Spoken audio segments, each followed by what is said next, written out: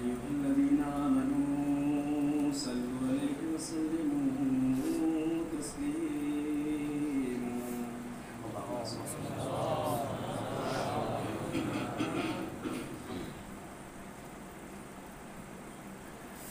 لا حول ولا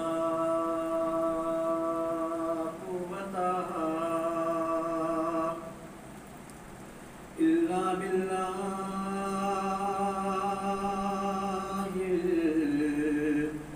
العلي العظيم. أعوذ بالله السميع العليم من الشيطان اللعين الرجيم. بسم الله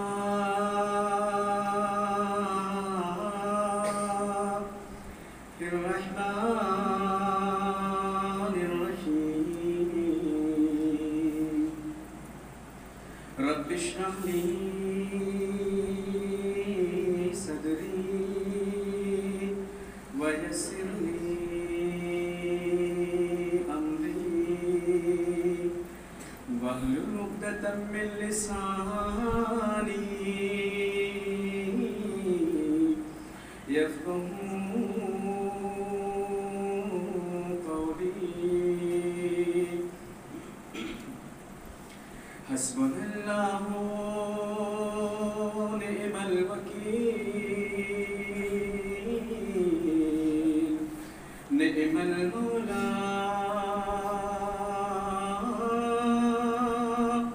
ونعم النصير. الحمد لله الذي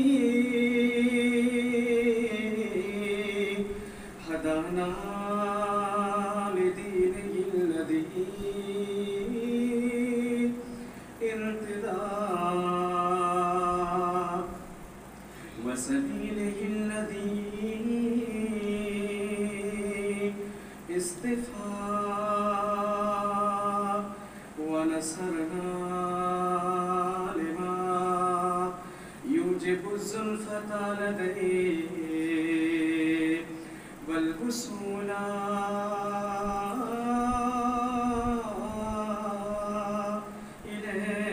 إليه.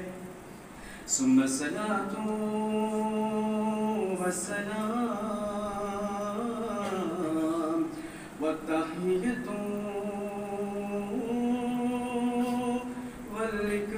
والإكرام على بشير النذير وسراج المنير مولانا ومولى الثقلين محبوبي رب المشرقين والمغربين جد الحسنين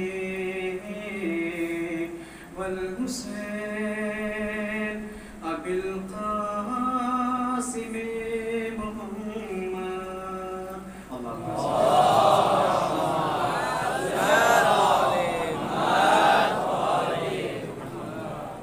ثم الصلاة والسلام والتحية والإكرام على أهل بيته الطيبين الطاهرين المعصومين المظلومين المنتجبين المنتخبين الهداة المهديين الذين أذهب الله عنهم الرجس وطهرهم تطهيرا. اللهم صل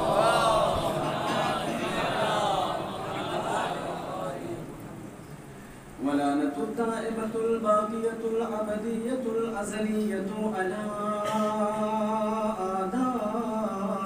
أعدائهم أجمعين من الأولين والآخرين غاصبي حقوقهم منكر فضائلهم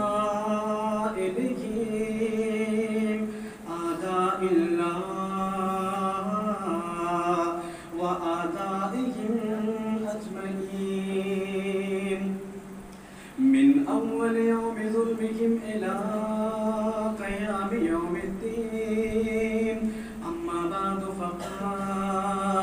قال الله تبارك وتعالى في كتابه الحكيم. بسم الله الرحمن الرحيم. قل لا أسألكم عليه أجرا إلا المودة في القربى. صلوات وسلام فرماتے ہیں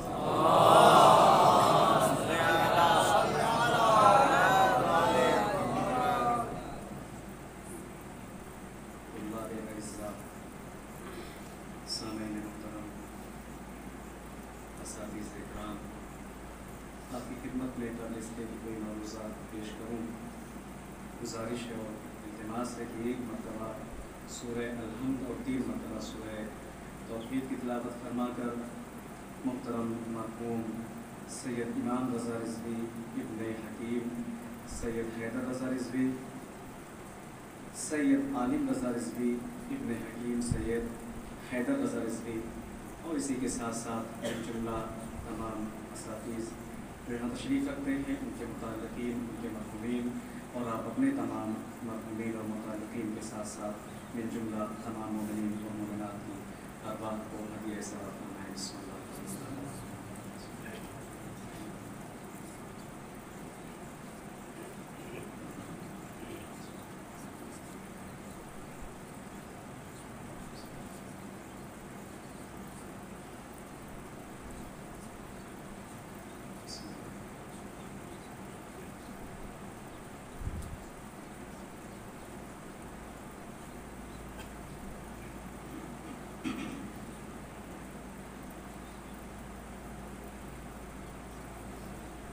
محمد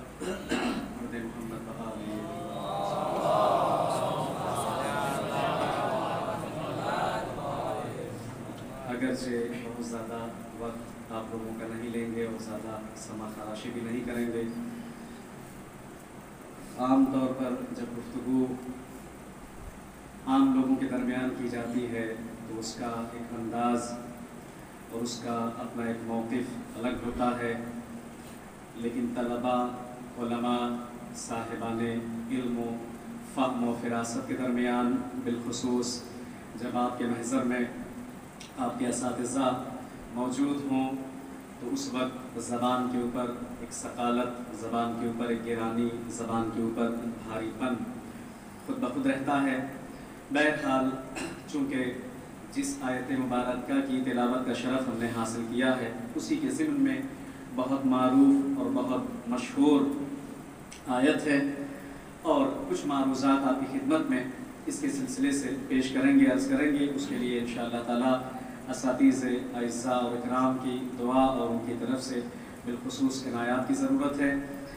اور عزیزان گرامی قدر، جیسا کہ دستور دنیا ہے، دستور عالم ہے کہ ہر شخص، ہر قوم، ہر قبیلہ اور ہر قوم اور ہر قبیلے کے جو افراد ہوتے ہیں وہ لوگوں کو اپنوں کے ساتھ محبت اور محبت کا، بھائی چارے کا، دوستی کا، الفت کا، شفقت اور مہربانی کا حکم اور گزارش اور التماس ایک دوسرے کے ساتھ کرتے رہتے ہیں. یہ دستور ہے دنیا کا، اہل دنیا کا یہ طریقہ کار رہا ہے. ہر باپ اپنی اولاد کی نسبت، ہر دادا اپنے پوتوں کو نسبت، ہر نانا اپنے نواسوں کی نسبت یہ باتیں کرتا ہے. اور اسی طریقے سے جب کوئی رئیس الاسرہ ہوتا ہے، رب الاسرہ ہوتا ہے، رئیس قوم و قبیلہ اور خاندان ہوتا ہے تو وہ اپنی قوم کے لیے، اپنے قبیلے کے لیے، اپنی خاندان کے لیے بھی اس طریقے کی وصیت اور نصیحت کرتا ہے۔ مگر عزیزان گرامی قدر، کائنات کے تمام رب الارباب کا یا رب الاسرا کا یا عالمین کے تمام باپ دادا یا نانا کا اپنے پوتوں کے لیے، اپنے نواسوں کے لیے، اپنی قوم اور اپنی ملت کے لیے، اپنے سماج و معاشرے کے لیے ان سے محبت کا، ان سے شغف کا، ان سے لگاؤ کا تعلق رکھنا اور اس تعلق کو اہل دنیا تک پہنچانا، یہ ایک الگ بات ہے، یہ ایک عام بات ہے، یہ ایک عام روش ہے اور ایسا ہوتا ہے، ایسا پایا جاتا ہے۔ مگر عزیزان گرامی قدر، جب ہم دیکھتے ہیں کہ دنیا اپنے لوگوں سے محبت کا اور معدت کا حکم کر رہی ہوتی ہے، دنیا جب اپنے لوگوں سے بھائی چارے کی اور دوستی کی باتیں کر رہی ہوتی ہے، جب لوگ اپنے لوگوں سے محبت اور معدت کا حکم کر رہے ہوتے ہیں، تو ان کے حکم کرنے کا طریقہ، ان کے دعوت دینے کا طریقہ، ان کے پکارنے اور بلانے کا طریقہ اور ہوتا ہے۔ مگر جب آل محمد کی محبت اور ان سے معدت کی دوستی کا حکم کیا جاتا ہے تو اس کا انداز کچھ اور ہوتا ہے، اس کا طریقہ کار کچھ اور ہوتا ہے، اس کا مطالبہ کچھ اور ہوتا ہے۔ عزیزان گرامی قدر، یہ ایک آیت ہے جو قرآن کے اندر پیش کی گئی پیغمبر کی خدمت میں، رسول خدا کے محضر میں، جب ایک وفد، ایک گروہ آیا جس نے آ کر کے کہا کہ ہم آپ کی رسالت کی اجرت دینا چاہتے ہیں، آپ کی رسالت کا اجر دینا چاہتے ہیں، یہ جو محنت، یہ جو مشقت اور یہ جو تکلیفیں آپ نے ہمارے لیے برداشت کی ہیں، یہ اٹھائی ہیں، ہم ان تکلیفوں کی، ان مشقتوں کی، ان زحمتوں کی اجرت دینا چاہتے ہیں آپ کو۔ عزیزان گرامی قدر، وہ نبی کہ جو نبی کبھی بھی از خود کلام نہیں کرتا، کبھی بھی اپنے آپ سے گفتگو نہیں کرتا، وہ نبی کہ جو اپنے نفس سے، اپنی خواہشات سے، اپنے من سے، اپنی مرضی سے، اپنی طرف سے کبھی کوئی گفتگو نہیں کرتا، اسے وحی الہی کا انتظار ہے۔ ظاہر سی بات ہے کہ جو نبی کبھی بھی وحی کے بغیر نہ بولے، وہ آج کیسے فیصلہ کرے؟ بہرحال نبی وحی کا انتظار کر رہے ہیں، وحی آتی ہے تو نبی سے کہا جاتا ہے کہ دیکھو، تمہاری اجر رسالت کا حق یہ ہے کہ تم ان سے کہو کہ تمہارے قرابت داروں سے معدت اور محبت کریں۔ کیا کریں؟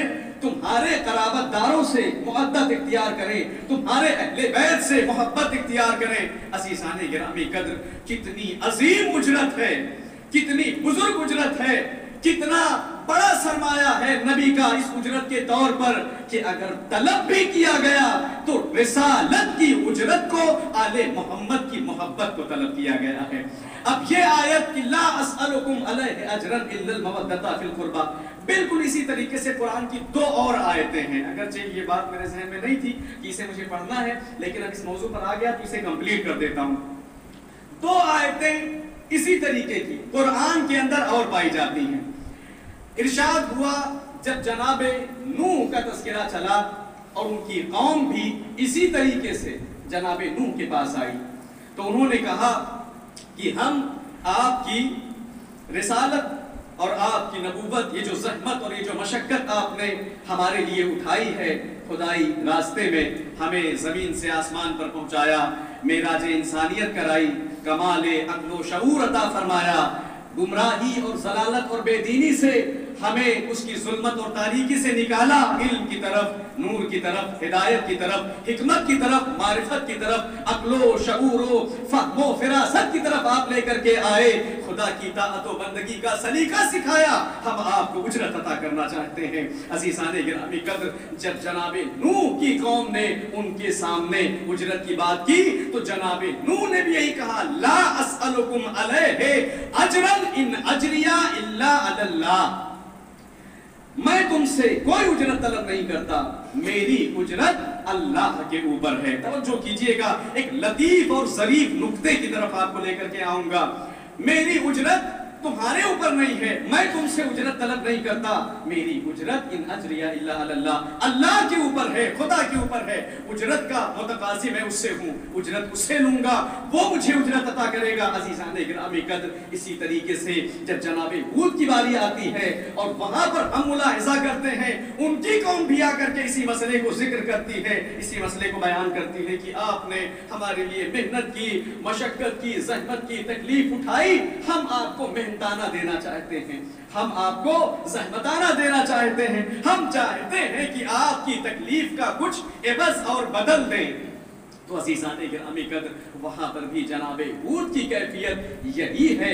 कुछ इसी अंदाज से जनाबे हूद ने कहा कि इन अजरिया इल्ला अल्लज़ी फतरनी, मेरी उजरत और मेरा ये जो तुम हमें उजरत पेश करने के लिए आए हो, हमें माजूर करने के लिए जो आए हो, जो हमें एवज़ और बदल देना चाहते हो, मेरी ये उजरत तुम पर नहीं बल्कि उस खुदा के ऊपर है जिसने मुझे खल्क फरमाया है। अज़ीज़ान गिरामी कद्र, और फिर ये तीसरी आयत कुरान की है कि जिसके अंदर आखिरी पैगंबर की उम्मत ने आखिरी नबी से कहा कि हम उजरत देना चाहते हैं।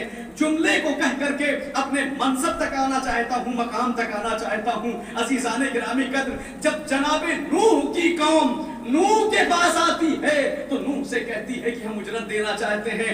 नूह कहते हैं हमारी उजरत खुदा की जात के लिए है, खुदा के ऊपर है। जब हूद के पास आते हैं तो हूद कहते हैं हमारी उजरत खुदा के ऊपर है।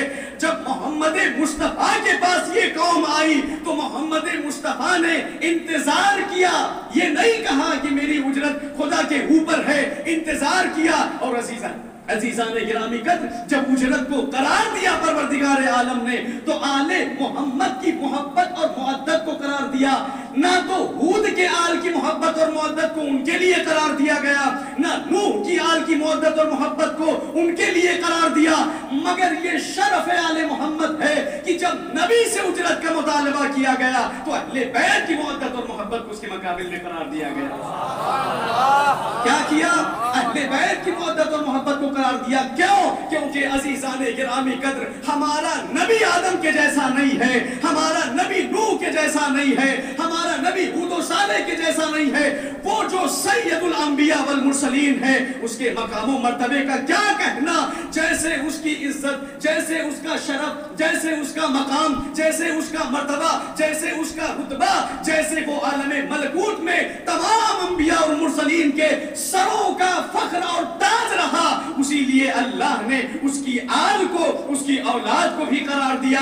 ना तो कोई नबी मेरे नबी के जैसा, ना किसी नबी की आल हमारे आल की जैसा। और नबियों की आल वो है कि वो और है, मगर आले मोहम्मद वो है कि जिनका मकाम और मर्तबा अज़ीज़ान गिरामी कद्र और है। और ये कैसे हो सकता है कि कोई अहले बैत का मुकाबला कर ले?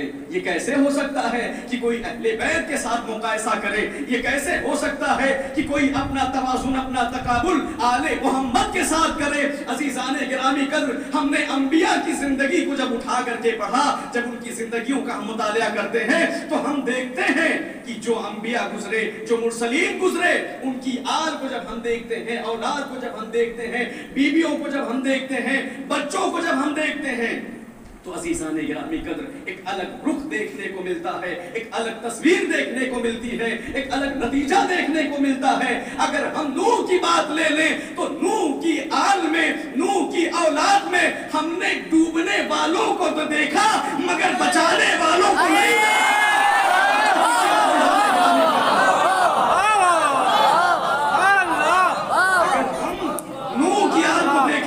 हमने नूह की आल में डूबने वालों को तो देखा, बचाने वालों को नहीं देखा। बेटे से कहते रहे कि कश्ती में आ जा, लेकिन उसने क्या कहा? पहाड़ के दामन पर चला जाऊंगा, बचा लेगा। ये है, इन्हें आले नूह कहा जाता है। मगर जब हम आले मोहम्मद की तरफ आते हैं तो नबी ये कहते हुए दिखते हैं, इन्नल हुसैना मिस्बाहुल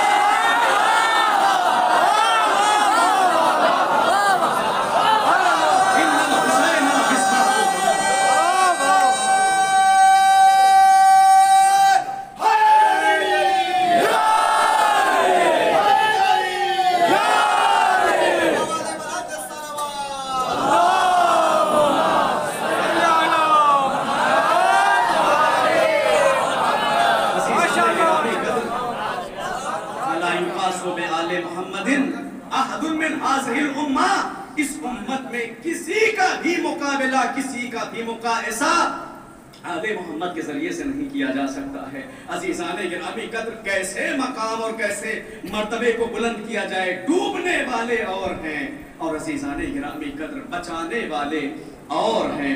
तो तवज्जो की ज़रूरत है कि यहाँ पर हम जब आले पैगंबर को देखते हैं तो हम ये देखते हैं कि सिर्फ मकाम और मर्तबा नाना ही को नहीं मिला, बल्कि मकाम और मर्तबा नाना के साथ साथ आल को भी मिला है, अहले बैत को भी मिला है। अज़ीज़ाने गिरामी कद्र, पूरा कुरान अगर शुरू से लेकर आखिर तक हम मुतालिया करें और पढ़ लें तो तमाम कुरान को हम ये देखते हैं कि वो तरह तरह के कसीदे अहले बैत के पढ़ता हुआ दिखाई पड़ता है, तरह तरह के नात और तरह तरह के मरसिये अहले बैत की अज़मत और उनकी शान में बयान करता हुआ दिखाई पड़ता है। अज़ीज़ाने गिरामी कद्र, लिहाजा कुछ दो चार आयतें ऐसे ही अज़मत अहले बैत अलैहिस्सलाम के सिलसिले से पढ़ दूं। आप देखें कि जब परवरदिगार आलम इनके तय्यबो ताहिर अहले बैत का मकाम व मर्तबा क्या है, क्यों कुरान ने आदम से लेकर खातम तक किसी भी नबी के अहले बैत की मुअद्दत और मोहब्बत को तलब नहीं फरमाया।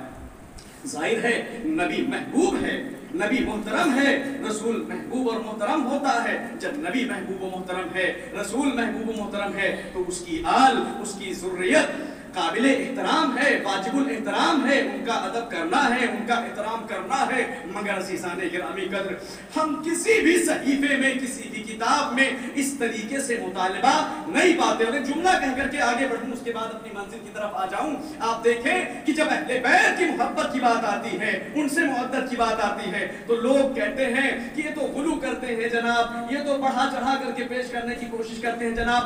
आगा ये मैं कहूंगा कि ये जुमला जो कुरान की आयत का है, ये किसी मौलवी का नहीं है, ये किसी मुफ्ती का नहीं है, ये किसी रावी और मुतकल्लिम का नहीं है, ये किसी मुहद्दिस का नहीं है, बल्कि जुमले को बदल करके ये कह दूं, ये खुद नबी का भी जुमला नहीं है, बल्कि अहले बैत की मोहब्बत का मुतालिबा खुद ज़ाते परवरदिगार कर रही है। परवरदिगार करी, कुल्ला अस्अलुकुम अलैहि अजरन इल्लल मवद्दता फिल कुर्बा। नबी ने मुतालिबा नहीं किया, कुरान मुतालिबा कर रहा है, अल्लाह मुतालिबा कर रहा है। क्या मकाम है अहले बैत इस्मत व तहारत का अज़ीज़ाने गिरामी कद्र। लिहाजा ये मुतालिबा किसकी तरफ से है? कुरान की तरफ से, खुदा की तरफ से, किसी मौलवी की तरफ से नहीं, किसी मौलाना की तरफ से नहीं, किसी वाइस की तरफ से नहीं, किसी मुतकल्लिम और मुफ्ती की तरफ से नहीं है कि वो अपनी तरफ से किसी की फजीलत को बढ़ा दे या किसी की फजीलत को घटा दे। अज़ीज़ाने गिरामी कद्र, इनके मकाम को, इनके मर्तबे को हम कुरान अगर पढ़ें तो देख सकते हैं। जब इनकी पाकीज़गी की बात आती है, जब इनके तय्यब व ताहिर होने की बात आती है, जब इनकी नजावत की बात आती है, तो परवरदिगार आलम अपनी आयत को सुरसुराते हुए, गुनगुनाते हुए, नगमे की शक्ल सूरत में अहले आलम तक पहुंचाते हुए कहता है, इन्नमा युरीदुल्लाहु लियुज़हिबा अन्कुमुर रिज्सा अहलल बैत व युतहिरकुम तत्हीरा। इनकी पाकीज़गी की जब बात आए, जब इनके तय्यब व ताहिर होने की बात आए, जब इनके नजीब होने की बात आए, तो कुरान कहता है कि इन्हें तो पाको पाकीज़ा इस तरीके से रखा गया है कि जैसे पाको पाकीज़ा होने का हक है। अहलुल बैत, क्या मकाम है अज़ीज़ाने गिरामी कद्र, क्या मर्तबा है अहले बैत अलैहिस्सलाम का। अज़ीज़ाने गिरामी कद्र, दुनिया की नजिस माएँ और हैं, दुनिया के नजिस बाप और हैं, दुनिया की नजिस कौमें और हैं कि जिन्हें तय्यब व ताहिर होने के लिए पानी की जरूरत है, आबे ज़मज़म की जरूरत है, आबे कौसर की जरूरत है। ये तो वो है कि जिन्हें तय्यब व ताहिर करके इस जमीन पर भेजा गया है। सलावत पढ़ते मोहम्मद व आले मोहम्मद।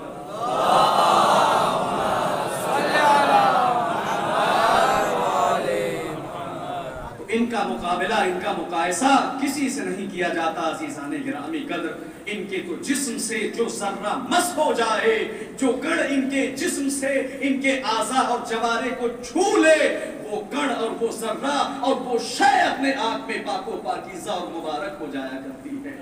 अज़ीज़ाने गिरामी कद्र, पानी या पानी के अलावा क्या है? तो आपकी पाकीज़गी और आपके तय्यब व ताहिर होने का तस्वीर कुरान की आयतों के साथ कुछ इस तरीके से बढ़ता है। अज़ीज़ाने गिरामी कद्र, अब जब उसके बाद हम इनके सादिक होने की बात को देखते हैं, जब इनके कलाम के तय्यब व ताहिर होने की بات دیکھتے ہیں، جب ہم یہ دیکھتے ہیں کہ ان کی گفتگو کتنی پاک و پاکیزہ ہے، کتنے فصیح، کتنے بلیغ اور کتنے عظیم یہ ہیں، تو عزیزان گرامی قدر قرآن کی آیتیں کہتی ہیں یا ایھا الذین آمنوا اتقوا اللہ وکونوا مع الصادقین، اے صاحبان ایمان کیا کرو؟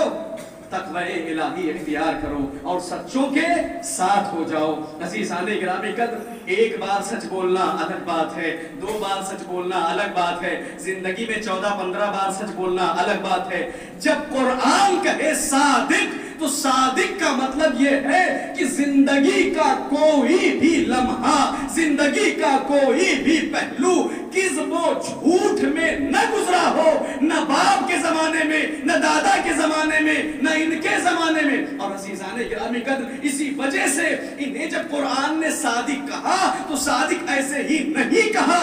جب نصارہ نجران نے پروردگار عالم کی بارگاہ میں جسارت کیا اور تثلیث کے قائل ہو گئے، جب اس کے بیٹے بنانے لگے، جب اس کے بھائی بنانے لگے، جب اس کی آل اولاد بنانے لگے، بہت ساری چیزیں جب وہ کرنے لگے اور معاملہ علم کے ذریعے سے بھی، مباحثے کے ذریعے سے بھی ختم نہ ہوا، تو یہ ہوا کہ مباہلہ کریں گے، یہ ہوا کہ آؤ ہم مل کر کے ایک دوسرے کے ساتھ مباہلہ کرتے ہیں، تم اپنے لوگوں کو لے کر کے آؤ، ہم اپنے لوگوں کو لے کر کے آتے ہیں۔ عزیزان گرامی قدر کتنے سچے، کتنے طیب و طاہر، یعنی کہنے کا مطلب یہ ہے کہ جس کی زبان پر، جس کے قول پر، جس کی بات پر آدم سے لے کر خاتم تک کی نبوتوں اور رسالتوں کی حرمت وابستہ اور معلق ہے، عزیزان گرامی قدر اس نبی کو اپنے اہل بیت کی صداقت پر کتنا اعتبار ہے، کتنا بھروسہ ہے، کتنا اہل بیت کی صداقت کے اوپر اور ان کی پاکیزگی کے اوپر نبی اعتبار کرتے ہیں۔ جب حکم ہوا تو ایک طرف سے علی کو بلایا، جب حکم ہوا تو ایک طرف سے فاطمہ کو بلایا، جب حکم ہوا تو ایک طرف سے حسنین کو بلایا، پنجتن کی اس قافلے کو بلا کر قیامت تک کے لیے نبی نے کہہ دیا کہ اللہ نے جن صادقین سے وابستہ ہونے کو کہا ہے وہ یہ ہمارے اہل بیت ہیں۔ ایسے سچے کہ توحید کا دفاع کرنے چلے ہیں، عزیزان گرامی قدر الوہیت کا دفاع کرنے چلے ہیں۔ اسی وجہ سے امامت کو واسطہ کہا جاتا ہے بین النبوت نبوت اور الوہیت کے درمیان، یہ واسطہ ہے، واسطہ فیض ہیں عزیزان گرامی قدر۔ لہٰذا جب گواہی دینے کی بات آئی تو اپنے اہل بیت کو لے کر کے صادقین، ان کے سچے ہونے کا قصیدہ قرآن اس طریقے سے پڑھتا ہے۔ اس کے بعد عزیزان گرامی قدر تیسری آیت میں جب خوف اور خشیت الہی کی بات آتی ہے، جب علم اور معرفت کی بات آتی ہے، تو قرآن نے ان کا قصیدہ پڑھا، ارشاد باری تعالیٰ ہوا انما یخشی اللہ من عبادہ العلماء ان اللہ عزیز غفور۔ خدا سے ڈرنے والے لوگ تو کون ہیں؟ علماء ہیں۔ عزیزان گرامی قدر وہ علماء کون ہیں کہ جن کی بات ہو رہی ہے؟ یہ علماء کون ہیں کہ جن کی خشیت کا ذکر ہو رہا ہے؟ یہ علماء کون ہیں کہ جو خدا سے ڈرتے ہیں، خدا کا خوف رکھتے ہیں؟ یہ علماء کون ہیں جو تقوی الہی اختیار کرتے ہیں؟ عزیزان گرامی قدر بصائر الدرجات کے اندر شیخ حسن صفار نے لکھا کہ اہل بیت عصمت و طہارت نے فرمایا نحن العلماء وشیعتنا المتعلمون۔ دیکھو حقیقی معنوں میں عالم ہم ہیں اور ہمارے شیعہ ہمارے متعلم ہیں۔ کائنات کا ہر فرد متعلم ہے، تعلم کرنے والا ہے در اہل بیت عصمت و طہارت پر عزیزان گرامی قدر۔ لہٰذا جب خشیت کی بات آتی ہے اور اہل علم کے زہد و تقوی کی بات آتی ہے تو قرآن ان کا قصیدہ پڑھتا ہے، دکھائی پڑتا ہے۔ ڈرنے والے کون ہیں؟ خشیت رکھنے والے کون ہیں؟ یہ ہیں۔ اس کے بعد عزیزان گرامی قدر جب علم میں ڈوبے ہوئے ہونے والوں کی بات آتی ہے کہ جو علم سے سرشار ہیں، ڈوبے ہوئے ہیں، غرق ہیں، جن کے وجود میں علم کو رچا بسا دیا گیا ہے، تو قرآن پھر ان کا قصیدہ پڑھتا ہوا نظر آتا ہے فَاسْأَلُوا أَهْلَ الذِّكْرِ إِن كُنتُمْ لَا تَعْلَمُونَ۔ اہل ذکر سے سوال کرو اگر تم نہیں جانتے ہو۔ بڑا اختلاف مفسرین نے کیا ہے، تقریباً 300 روایات اس موضوع پر ہیں کہ اہل بیت علیہ السلام نے فرمایا نحن اہل الذکر۔ اہل ذکر کون ہے؟ ہم ہیں عزیزان گرامی قدر، ہم سے سوال کا حکم قرآن میں دیا گیا ہے۔ تو یہ فضائل ہیں اہل بیت علیہ السلام کے۔ اس کے بعد عزیزان گرامی قدر جب عمل کی بات آتی ہے اور عمل کی جزا اور اس کی پاداش کی بات آتی ہے تو یہی اہل بیت ہیں کہ جن کے لیے قرآن قصیدہ پڑھتا ہوا دکھائی پڑتا ہے۔ لہٰذا قرآن کی آیتیں آگے بڑھ کر کے کہتی ہیں اِنَّا هَذَا كَانَ لَكُمْ جَزَاءً وَكَانَ سَعْيُكُمْ مَشْكُورًا۔ یہ وہی تمہارے عمل کی جزائیں ہیں اور تمہاری سعی اور کوشش تو خدا کی بارگاہ میں کیا ہے؟ قبول ہونے والی ہے۔ عزیزان گرامی قدر یہ آیات ہیں کہ جو ضمانت بنتی ہے سیرت اور کردار اہل بیت عصمت و طہارت۔ وقت نہیں ہے ورنہ ایک ایک آیت کی کچھ تفصیل پڑھتے تو اور زیادہ لطف آتا عزیزان گرامی قدر۔ دنیا کے اعمال کرنے والے، دنیا کے علم رکھنے والے، دنیا کی صداقت رکھنے والے پوری تفصیلیں ہیں کہ ان کو پڑھا جائے تاکہ لطف آئے، مگر کیا ہے یہ اہل بیت علیہ السلام کے لیے ایک خاص گوشہ کی گزرتا ہوا چلوں تاکہ یہ بات اذہان تک پہنچ جائے۔ اس کے بعد عزیزان گرامی قدر جب اطاعت و پیروی کی بات آتی ہے تو قرآن پھر یہ کہتا ہوا نظر آتا ہے، کیا کہتا ہے؟ یا ایھا الذین آمنوا اطیعوا اللہ و اطیعوا الرسول و اولی الامر منکم۔ صاحبان اولو الامر کی بھی کیا ہے یہاں پر؟ اطاعت کا حکم قرآن دے رہا ہے۔ وہ کون صاحبان امر ہیں عزیزان گرامی قدر؟ تفسیریں بھری پڑی ہیں، کتابیں بھری پڑی ہیں۔ آج کے اگر ہم ممالک کو دیکھیں، آج کے اگر ہم دولتوں کو دیکھیں، دول کو دیکھیں، مملکت عربیہ کو دیکھیں تو عزیزان گرامی قدر کیسے معین کریں گے کہ صاحبان امر کون ہیں؟ مکے جیسی زمین پر رقاصاؤں کو لا کر 90 کلومیٹر کی سرحدوں اور فاصلوں میں نچایا جاتا ہے، یہود و نصارہ کے ساتھ معاشرت کی جاتی ہے، اور عزیزان گرامی قدر تاش کے اور جوے کے اڈے کھولے جاتے ہیں، اور برملا، اریانی اور فحشی محفلوں کے اندر عورتوں کے ساتھ جو بے لباس اور بے حجاب ہوتی ہیں ان سے بغلگیر ہوا جاتا ہے۔ یہ کون لوگ ہیں؟ عمرا۔ یہ کون لوگ ہیں؟ امیر۔ یہ کون لوگ ہیں؟ صاحبان امر ہیں، جن کی تفسیر کتابوں کے اندر کی گئی ہے۔ 28 معنی کم سے کم اس لفظ کا کیا گیا ہے تفاسیر کے اندر۔ اس کے بعد ابن عربی نے لکھا 28 معنی کرنے کے بعد کہ میں اس آیت کا مصداق اور مطلب نہیں سمجھ سکا۔ تو عزیزان گرامی قدر ہم کہیں گے مطلب سمجھ کیسے سکتے ہو؟ علم اور حکمت کا شہر نبی ہے اور اس کا دروازہ علی ہے۔ علم و معرفت چاہیے در آل محمد پر آ جاؤ، صلوات پڑھ دے محمد و آل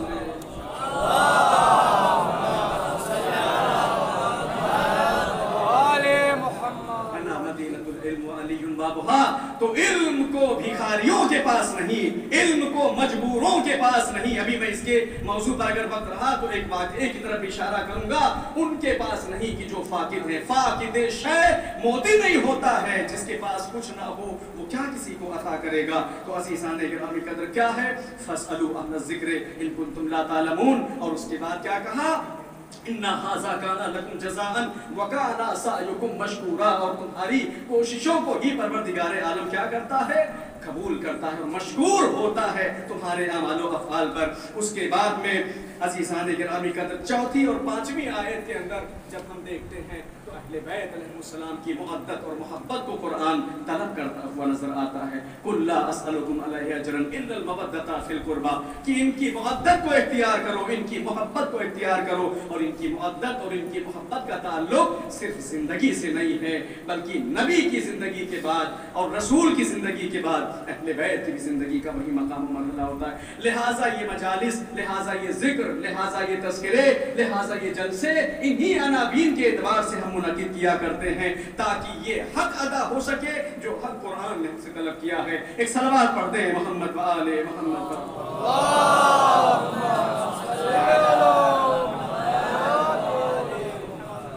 عزیزان گرامی قدر، مناسبت ہے مولا امام حسن سلام اللہ تعالیٰ علیہ کی، اور یہ مودت کی جو بات تھی وہ یہی تھی کہ اہل بیت کے مقام اور مرتبے کو سمجھا نہیں جا سکتا ہے، ان کا رتبہ، ان کا عہدہ عزیزان گرامی قدر۔ لہٰذا ہم ان جو مجالس کو برگزار کرتے ہیں، ہم یہ جو ذکر برگزار کرتے ہیں اور اس ذکر سے، ان مجالس سے جو کوشش کرتے ہیں وہ یہی ہے کہ جو مقصد اہل بیت علیہ السلام کی زندگی کا تھا، جو سیرت اہل بیت علیہ السلام کی زندگی کی تھی، جو کردار آل محمد علیہ السلام کا تھا، اس کردار کو، اس سیرت کو ہم کیا کریں؟ زندہ کریں۔ دو ہی مقصد ہمارا ہوتا ہے۔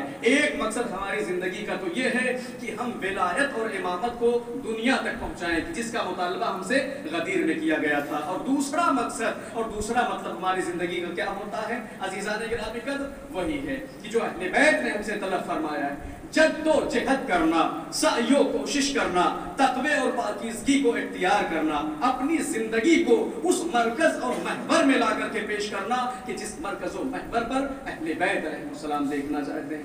آج دنیا کا یہ عالم ہے، ہر شخص، ہر فرد، ہر بڑے انسان کے ساتھ کھڑے ہو کر کے تصویر کھنچوانا پسند کرتا ہے۔ ہر آدمی چاہتا ہے کہ ہم کسی نامور کے ساتھ کھڑے ہو کر کے تصویر کشی کریں، فوٹو کھنچوائیں، فوٹو لگوائیں، اس کی تصویر میں ہماری تصویر ہو تاکہ ہمارا نام ہو۔ عزیزان گرامی قدر، لیکن ہم یہ جانتے ہیں کہ یہ جو بڑا نام ہوتا ہے، یہ جو بڑا عہدہ ہوتا ہے، یہ جو بڑا لیبل اور اسٹیٹس ہوتا ہے، یہ جو بڑا منصب و مقام کسی کا ہوتا ہے، وہ ایک دن کے حصول سے نہیں ہوتا۔ اس کے لیے صدیاں پیچھے بہت سارے، یہی ہے لوگ کہتے ہیں کہ دنیا کو ہمارے پھول جیسے بستر پر تو نظر ہے، مگر انہوں نے ہمارے خار بھرے کانٹے دار راستوں کو نہیں دیکھا۔ تو راستے پرخار ہیں، رہ گزر منزل مقصود کو پہنچے کیسے، راستے پاؤں کے چھالوں کو ترستے ہیں ابھی۔ تو عزیزان گرامی، یہ ہم جانتے ہیں، یہ جو عہدے، یہ جو مناصب، مگر کیا ہے؟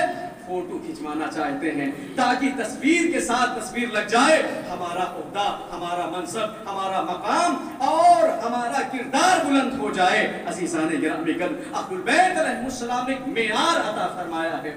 فوٹو کھنچوانے سے کوئی کسی کے ساتھ بڑا نہیں ہوتا ہے، کسی کے ساتھ اپنی تصویر لگوانے سے کوئی بڑا نہیں ہوتا ہے، کسی کا نام اپنے نام کے ساتھ وابستہ کر لینے سے کوئی بڑا نہیں ہوتا ہے۔ عزیزان گرامی قدر، دو سورت امام حسن علیہ الصلوۃ والسلام نے صلوات پڑھتے ہیں۔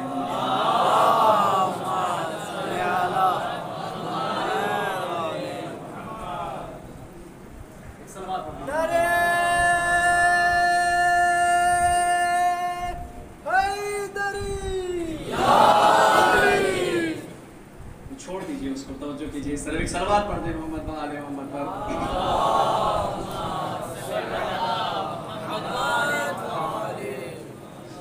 عزیزان گرامی قدر، اگر ہم اہل بیت علیہ السلام، چونکہ میں نے ذکر کیا کہ ان مجالس اور ان محافل کے برگزار کرنے کا مقصد یہی ہے کہ ہم عزیزان گرامی قدر اپنے آپ کو اس سیرت میں، اس کردار میں، اس راستے پر، اس سڑک پر، اس روشنی میں لے آئیں کہ جس روشنی کا مطالبہ قرآن کرتا ہے، جس روشنی کا مطالبہ اہل بیت علیہ السلام کرتے ہیں۔ لہٰذا کردار اگر انسان اپنا بنا لے، سیرت اگر انسان اپنی بنا لے، تو اسے کسی کے ساتھ فوٹو کھچانے کی ضرورت نہیں ہے۔ انسان کا کردار اور انسان کی سیرت ایسی ہونی چاہیے کہ عزیزان گرامی قدر خود اہل بیت علیہ السلام فخر و مباحات کے ساتھ آپ کا ہاتھ پکڑ کر آپ کو اپنے پہلو میں رکھیں، آپ کا ہاتھ پکڑ کر اپنے ساتھ تصویر کھنچوائیں اور تصویر کھنچوانے کا موقع عطا فرمائیں۔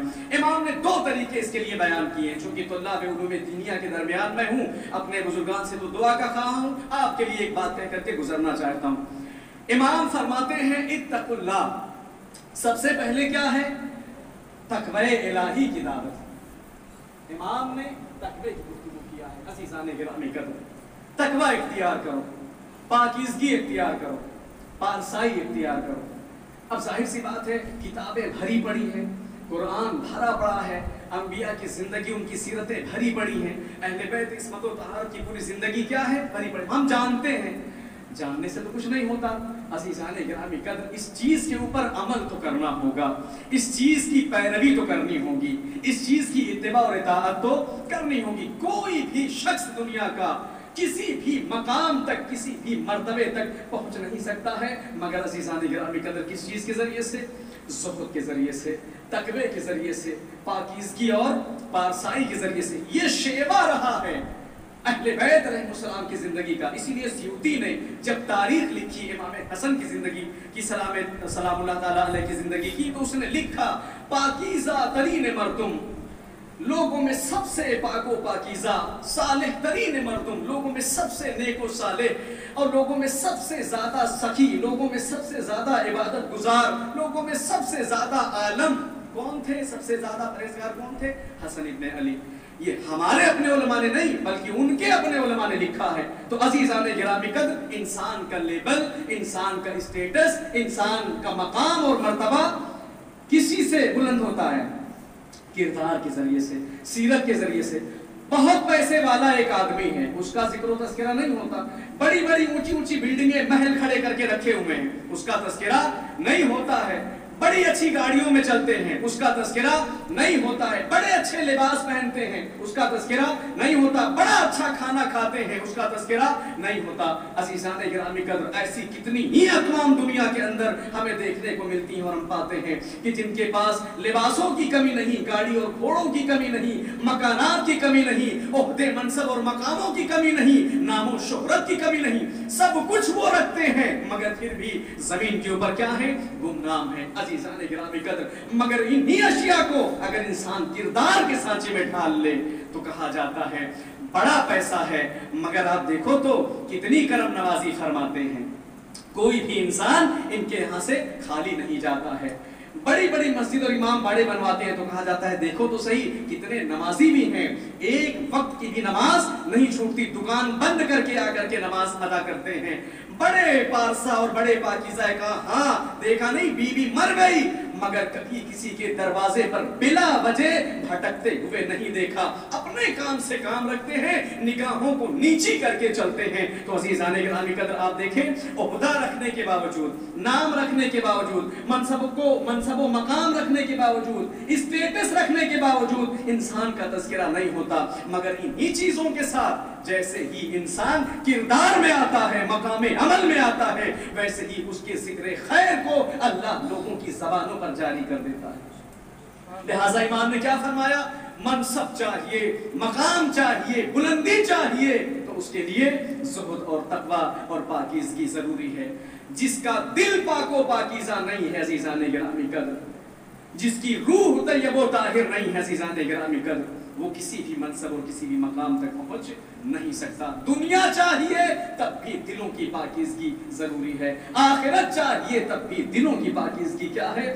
ضروری ہے۔ اہل بیت علیہ السلام کا جو 1000 نسبتوں سے نام ہے ان میں سے ایک نسبت کیا ہے؟ زہد و تقوی ہے عزیزان گرامی قدر، پارسائی اہل بیت علیہ السلام کی ہے۔ لہٰذا کیا کہا؟ اپنے لوگوں کو کہا کہ آپ اس چیز کو اپنی زندگی میں شعار قرار دیں، اتقوا اللہ، امام نے فرمایا، امام حسن مجتبیٰ سلام اللہ تعالیٰ علیہ نے۔ اس کے بعد دوسرا مرحلہ امام کا کیا ہے؟ دوسرا مرحلہ امام کا یہ ہے کہ امام فرماتے ہیں وَجِدُّوا فِي الطَّلَبِ۔ اب یہ بات میں نے مختصر کر دیا جو ابھی تک آپ کو ذکر کر رہا تھا، زہد اور تقوی کی بات، اس میں پھر باقی آپ کوشش کریں، بڑی روایات ہے، کبھی موقع رہا تو انشاءاللہ تعالیٰ پڑھیں گے کہ اس کے فوائد اور فضائل کس قدر گنائے گئے ہیں۔ دوسری چیز جو ہمارے لیے بڑی کام کی چیز ہے، چونکہ ہم طلاب علوم دینیہ ہیں، لہٰذا ہمارے مطلب اور مقصد کی بات ہے، اچھا روایت بھی ویسے امام کی ہے۔ امام فرماتے ہیں وَجِدُّوا فِي الطَّلَبِ، اور دیکھو طلب و کوشش میں کیا کرو؟ کوشش کرو طلب کے اندر، جن چیزوں کو تم چاہتے ہو، جو تمہارا مطلوب ہے، جو تمہارا مطالبہ ہے، اگر کسی مطلوب تک پہنچنا چاہتے ہو، اگر کسی مقصود تک پہنچنا چاہتے ہو، اگر کسی غرض و غائب کو چاہتے ہو، کسی منزل اور منتہا تک پہنچنے کا ارادہ رکھتے ہو تو جدو، امام فرماتے ہیں جد و جہد کرو، سعیو کوشش کرو، کس چیز میں؟ فی طلب میں، اور اس کے بعد کس چیز میں؟ وَتِجَاهَ الْحَرْبِ، اور یہ جو تمہاری ذمہ داریاں ہیں ان ذمہ داریوں سے فرار کے مقابلے میں کیا کرو؟ جد کرو، صحیح کرو، کوشش کرو۔ کوئی بھی انسان عزیزان گرامی قدر سو کر کے کسی بھی منصب اور مقام تک پہنچ نہیں سکتا ہے۔ ایک اچھا عالم بننا چاہتے ہیں مگر عزیزان گرامی قدر پڑھنے دل نہیں لگتا، کبھی نہیں بن سکتے۔ ایک اچھے عالم دین بننا چاہتے ہیں مگر مطالعے مباحثے میں دل نہیں لگتا، کبھی نہیں کر سکتے۔ ایک اچھے عالم بننا چاہتے ہیں مگر عزیزان گرامی قدر وہ جو راستہ ہمیں ایک اچھا عالم بنانے کے لیے، ایک کامیاب انسان بنانے کے لیے ایک منزل تک پہنچاتا ہے، لے کر کے جاتا ہے، ہم پا نہیں سکتے مگر کس چیز کے ذریعے سے؟ جد و جہد کے ذریعے سے۔ اگر جدوجہد نہ ہو تو انسان ویسے ہی کا ویسا رہ جاتا ہے، نہ عمل میں اور نہ ہی علم میں۔ اسی وجہ سے کسی نے بہت خوب کہا، علم چندہ کے بیشتر خانی چو عمل نیز در تو نادانی، نہ محقق بود نہ دانشمند، چار پائے برو کتاب چند۔ عزیزان گرامی قدر، علمی اور عملی میدان اور مجال کو حل کرنے کے لیے ضرورت ان دو چیزوں کی ہے جسے امام نے ذکر فرمایا ہے، ایک پارسائی، پاکیزگی، تقوی، اور دوسرا کیا ہے؟ جد و جہد کرنا، سعیو کوشش کرنا، لگن کے ساتھ، محنت کے ساتھ، مشقت کے ساتھ اپنے ان مقصدوں میں لگے رہنا۔ انبیاء کی سیرت ہے، مرسلین کی سیرت ہے، آپ دیکھیں جتنے بھی بڑے بڑے عہدہ رکھنے والے، منصب و مقام رکھنے والے شخصیات ہمارے آنکھوں کے سامنے، ان کی زندگیاں ہمارے سامنے ہیں، آپ دیکھیں کہ کبھی بھی اپنے مقصد سے پیچھے نہیں ہٹتے، صبح، دوپہر، شام، ہر وقت سفر میں، حضر میں، جہاں بھی جس صورت میں ہیں اپنے کام پر کیا ہے؟ لگے ہوئے ہیں۔ عزیزان گرامی قدر، اس کے بعد امام نے فرمایا وَبَادِرُ الْعَمَلَ قَبْلَ مُقَطِّعَاتِ النَّقِمَاتِ وَحَادِمِ اللَّذَّاتِ، اور تمہیں اس بات کی وصیت و نصیحت کرتا ہوں کہ عمل کی طرف سبقت کرو، عمل کی طرف پڑھو، اس سے پہلے کہ وہ مصیبتیں اور بلائیں جو تمہارے تسلسل کو توڑ دینے والی ہیں، جو تمہارے اعمال کو بند کر دینے والی ہیں، اس سے تمہارے تسلسل کو توڑ دیں، اس کے دفتر کو تمہارے لیے بند کر دیں، اس کے پہلے کیا کرو؟ بادروا بالعمل، عمل کی طرف سبقت کرو عزیزان گرامی قدر، وحادم اللذات، اور وہ کہ جو چیز لذتوں کو منقطع کر دیتی ہے، تباہ و برباد کر دیتی ہے، جس کو موت سے تعبیر کیا ہے بعض خطبوں میں اور روایات میں اہل بیت علیہ السلام نے، اس سے پہلے عمل کی طرف کیا کرو؟ مبادرت کرو عزیزان گرامی قدر۔ فإن الدنیا لا يدوم نعيمها ولا تؤمن فجيعها، کیونکہ دنیا میں نہ تو امن و امان کسی کے لیے ہے اور نہ ہی اس کے واقعات و فاجعات سے کسی کو سکون ملنے والا ہے۔ بہرحال غرض یہ تھی کہ دو چیزوں کو امام نے ہمارے لیے ذکر فرمایا، ایک پاکیزگی، دوسرا جدوجہد، کہ اسے ہم اپنی زندگی کا شعار اور معیار قرار دیں تاکہ ہم زندگی میں اس کامیابی اور اس منزل کو پا سکیں جس کے پیچھے ہم ایک صلوات پڑھ دیں، محمد و آلہ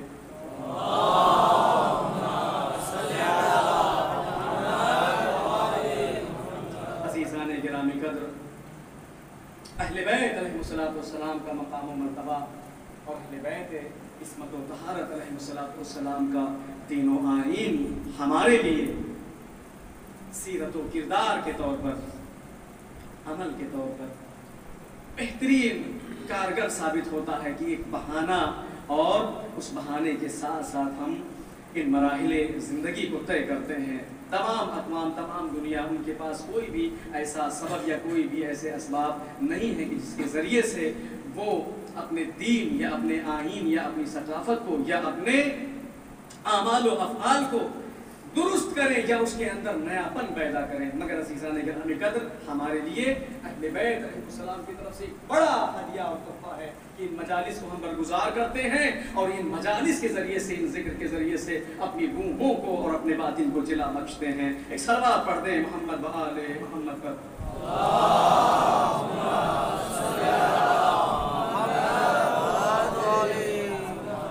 امام حسن مجتبی سلام اللہ تعالیٰ علیہ کی زندگی کی یہ ایک روایت تھی، ایک گوشہ بہت مختصر سا تھا کہ جس میں امام نے پاکیزگی اور جد و جہد کا حکم فرمایا ہے۔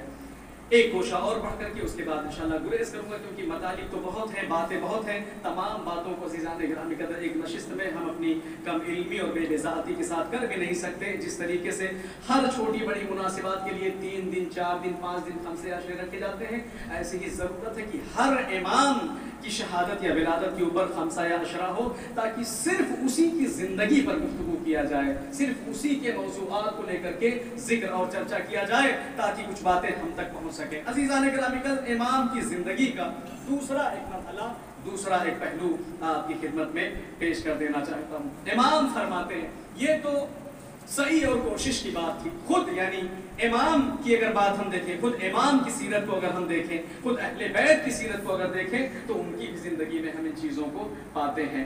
امام فرماتے ہیں اعرف الناس بحقوق اخوانہ واشدهم خزانا لها اعظمهم عند اللہ شأنا، اللہ کے نزدیک سب سے زیادہ مقام اور مرتبہ رکھنے والے کون لوگ ہیں؟ امام فرماتے ہیں اعرف الناس بحقوق، جو اپنے برادر دینی، جو اپنے اخوان، جو اپنے بھائیوں، جو اپنے قوم و قبیلے اور اپنے لوگوں کے حقوق کی معرفت کو سب سے زیادہ رکھتے ہیں عزیزان گرامی قدر، تو جو سب سے زیادہ ان حقوق کی معرفت کو رکھتے ہیں وہ خدا کے نزدیک کیا ہیں؟ اعظمہم شانن، شان و شوکت میں، منزل و مقام میں وہ سب سے زیادہ بہتر ہیں اللہ کے نزدیک۔ اس کے بعد میں امام فرماتے ہیں وَمَن تَوَاضَعَ فِي الدُّنْيَا لِإِخْوَانِهِ فَهُوَ عِندَ اللَّهِ مِنَ الصِّدِّيقِينَ۔ اور یہ یاد رکھو کہ جو بھی اپنے بھائیوں کے لیے، جو بھی اپنے عزیزوں کے لیے، جو بھی اپنے لوگوں کے لیے اس دنیا میں تواضع کرتا ہے عزیزان گرامی قدر، خشوع کے ساتھ پیش آتا ہے، تواضع کے ساتھ پیش آتا ہے، ان کے لیے جھکتا ہے، ان کے لیے نرم ہو جاتا ہے، ان کے لیے اپنے آپ کو آمادہ اور تیار رکھتا ہے، تو امام فرماتے ہیں ایسے شخص کی مثال اللہ کے نزدیک کیا ہے کہ اس کو قیامت کے دن صدیقین میں سے قرار دیا جائے گا۔ فَهُوَ مِنَ الصِّدِّيقِينَ، صادقین میں سے، صدیقین میں سے قیامت کے دن اس کو قرار دیا جائے گا۔ اس کے بعد امام فرماتے ہیں وَمِن شِيعَةِ عَلِيِّ بْنِ أَبِي طَالِبٍ، اور امام علی کے شیعوں میں سے اسے قرار دیا جائے گا۔ تو یہاں پر امام نے جو بات بیان فرمائی ہے صحیح کرنے کے اعتبار سے، کوشش کرنے کے اعتبار سے، کہ انسان اپنے اخوان کے لیے، برادر دینی کے لیے، اپنے لوگوں کے لیے، گھر کے لیے، خاندان کے لیے، قوم و قبیلے کے لیے، دوست و احباب کے لیے، ضرورت مندوں کے لیے، حاجت مندوں کے لیے عزیزان گرامی قدر کیا کرے؟ صحیح کرے، کوشش کرے، ان کے حقوق کی رعایت کرے، ان کے زندگی کے ان پہلوؤں کے اوپر نظر رکھے کہ جن کے وہ ضرورت مند ہیں، جن کے وہ حاجت مند ہیں، جن کی انہیں ضرورت ہے۔ اب امام کا یہ صرف ارشاد اگر ہوتا تو ہم یہ کہتے کہ بات تعلیم دینے کی ہے، تعلیم دینا تو بڑا آسان ہوتا ہے، مگر ہم امام کی زندگی کو اگر ملاحظہ کرتے ہیں تو امام نے تعلیم بعد میں دیا ہے، ان سیرتوں کے اوپر، ان کرداروں کے اوپر عمل پہلے کیا ہے عزیزان گرامی، عمل کیا کیا ہے؟ پہلے کیا ہے۔ لہٰذا امام کی سیرت اور کرداروں میں حوائج اور حاجتوں کا پورا کرنا، قضا لانا، بہت سارے واقعات میں سے ایک واقعہ امام کی زندگی کا ہے کہ حاجات کی برابری کے لیے کس قدر امام صحیح کوشش کیا کرتے تھے۔ لہٰذا منقول ہے روایات کے اندر، ہم اس بات کو دیکھتے ہیں، پڑھتے ہیں کہ امام حسن مجتبیٰ ایک دن حالت طواف میں، طواف کی حالت میں ہے، عبادت اور ریاضت پروردگار عالم میں مصروف و مشغول ہیں۔ ایک شخص آیا، آنے کے بعد اس نے اپنی حاجت کو پیش فرمایا، پیش کیا اس نے، فرزند رسول خدا مجھے کچھ پیسوں کی، کچھ مال کی ضرورت ہے۔ امام نے اس سے کہا کہ اس وقت ابھی میرے پاس پیسے نہیں ہیں، میرے پاس اس وقت کوئی پیسہ یا کوئی مال ابھی فی الحال نہیں ہے۔ بہرحال یہ گفتگو امام کی اس شخص سے ہوئی، اس کے بعد اس نے کہا کہ اگر آپ میری امداد مال کے ذریعے سے نہیں کر سکتے، پیسے کے ذریعے سے نہیں کر سکتے، تو اس شخص سے میری ضمانت کروا دیجئے، کیونکہ میں اس کا مقروض ہوں، میں اس کا مدیون ہوں، مجھے دین ادا کرنا ہے، قرض ادا کرنا ہے اس کا، اور میرے پاس اس وقت پیسے نہیں ہیں، اور اس کا مطالبہ یہ ہے کہ یا پیسہ دو اور یا پھر زندان کو اپنے لیے قبول کرو۔ اب عزیزان گرامی قدر، یہ جملہ کہنا تھا اس کا کہ امام نے طواف کو ترک فرمایا۔ جناب ابن عباس کہتے ہیں کہ ہم نے امام کو یاد دلایا کہ اے فرزند رسول خدا، کیا آپ بھول گئے ہیں کہ آپ حالت طواف میں ہیں؟ امام نے فرمایا بالکل ایسا نہیں ہے، مجھے یاد ہے کہ میں حالت طواف میں ہوں، مجھے یاد ہے کہ میں عبادت کی حالت میں ہوں، اور اسی مقصد اور اسی غرض سے مسجد میں آیا تھا۔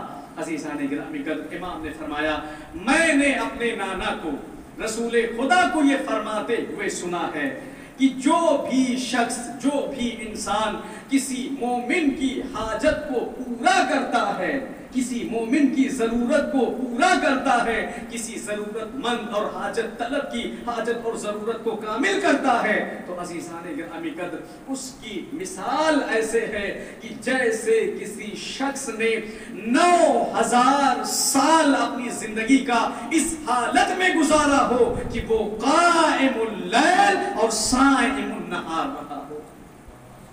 9000 سال عزیزان گرامی قدر انسان کی 60 سال کی زندگی 70 سال کی زندگی ہے، مگر آپ دیکھیں کیا امام نے فرمایا کہ میرے نانا نے، میں نے اپنے جد سے یہ سنا ہے کہ جو کسی مومن کی اس حاجت سے پڑھ کر میرے لیے کیا ہے۔ اور عزیزان گرامی قدر، عبادتوں کا کمال، عبادتوں کا معیار اور عبادتوں کی جو معراج ہے وہ انسانیت کی دیواروں پر عزیزان گرامی قدر کھڑی کی جاتی ہے۔ اگر انسانیت اور شرافت نہ ہو تو کسی عمل کا کوئی وزن پھر انسان کی زندگی میں نہیں رہ جاتا ہے۔ لہٰذا امام گئے اور جا کر کے اس کی حاجت کو پورا فرمایا، تو اس وجہ سے فرمایا کہ عارف الناس بے حقوق، جو ان کے حقوق کا سب سے زیادہ جاننے والا ہو، اعظمہم شانن، قیامت کے دن اللہ کے نزدیک سب سے زیادہ شان و منزلت رکھنے والا ہوگا۔ ایک صلوات پڑھ دیں محمد و آل محمد کی ذات۔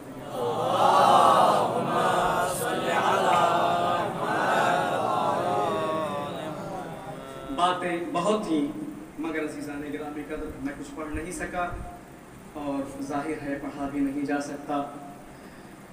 پوری زندگی جن کی ولادت سے لے کر کے شہادت تک، گورے مادر سے لے کر گورے زمین تک، گہوارے مادر سے لے کر گہوارے زمین تک، جن کی زندگی انسانوں کے لیے عبرت اور نصیحت کا سامان ہوں، جس کی زندگی اور جن کے سیرت و کردار عالم انسانیت کے لیے آئینہ ہوں عزیزان گرامی قدر، ان کو آدھے گھنٹے میں اور 1 گھنٹے میں پڑھا بھی نہیں جا سکتا، اور کتنا پڑھا جا سکتا ہے۔ یہی وہ چیزیں تھیں، یہی وہ سیرت اور یہی وہ کردار تھے کہ جو اہل بیت کے نزدیک دنیا کو جمع کرتے تھے، اہل بیت کے پاس لوگوں کو آنے پر مجبور کر دیتے تھے۔ یہی وہ سیرتیں، یہی وہ کردار، یہی وہ چیزیں تھیں کہ لوگ در اہل بیت پر آ کر کھڑے رہتے تھے، اہل بیت رسالت کی عظمت کے لیے، تعظیم کے لیے، ان کی اجلال کے لیے، ان کے اشراف کے لیے عزیزان گرامی قدر۔ اور اسی وجہ سے اہل دنیا کے دلوں میں ان کے خلاف بغض و کینہ اور حسد بھی پیدا ہوا۔ ان کے پاس منصب و مقام نہیں تھا، ان کے پاس عہدہ نہیں تھا، یہ منصب و مقام نہ رکھ کر کے بھی اپنا مقام و مرتبہ ایسا رکھتے تھے کہ دنیا ان سے حسد کرتی تھی۔ اور اس حسد کا نتیجہ یہی رہا کہ امام علی کے بعد امام حسن کی زندگی کو اگر ہم دیکھیں سلام اللہ تعالیٰ علیہ کو، تو یہ زندگی بھی مصیبت سے، پریشانیوں سے بھری ہوئی دکھائی پڑتی ہے، بلاؤں سے بھری ہوئی دکھائی پڑتی ہے، غم و اندوہ سے بھری ہوئی دکھائی پڑتی ہے۔ خود امام حسن کی زندگی کو اگر ہم دیکھیں تو عزیزان گرامی قدر، نانا کا غم، نانا کے بعد والدہ کا غم، بابا کا غم، اور اس کے بعد اگر اسی مرحلے کو اہل بیت عصمت و طہارت کی نسبت ہم دیکھیں تو اہل بیت عصمت و طہارت کی پھر یہ چوتھی مصیبت اور یہ چوتھی پریشانی ان کی، یہ غم۔ تاریخ کہتی ہے کہ امام حسن اور امام حسین نے ایک دن ایک دوسرے کے ساتھ ملاقات کیا۔ بس چند جملے مسائل کے انشاءاللہ پڑھ کر کے آپ کی زحمت کو تمام کر دوں گا، اور آپ انشاءاللہ تعالیٰ آمادہ گریاں ہیں، اشکوں کے چند قطرے گر جائیں اور ہماری مجلس کا حق ادا ہو جائے گا۔ تاریخ کہتی ہے عزیزان گرامی قدر کی ایک روز امام حسین نے امام حسن سے ملاقات کی، فنظر الیہ فبکا۔ تاریخ نے لکھا ہے کہ امام حسن علیہ السلام نے امام حسین کی طرف دیکھا اور گریہ فرمایا۔ عزیزان گرامی قدر، مجھے نہیں معلوم کہ امام کی نظر میں کیا کچھ تھا، امام کے دل میں کیا کچھ تھا۔ امام نے جب امام کی طرف نظر کیا تو کیوں گریہ کیا، کیوں رونا شروع کر دیا، کیوں ایک دوسرے کی باہوں میں باہیں ڈال دی اور دیر تک گریہ کرتے رہے عزیزان گرامی قدر۔ مگر میں یہ کہوں گا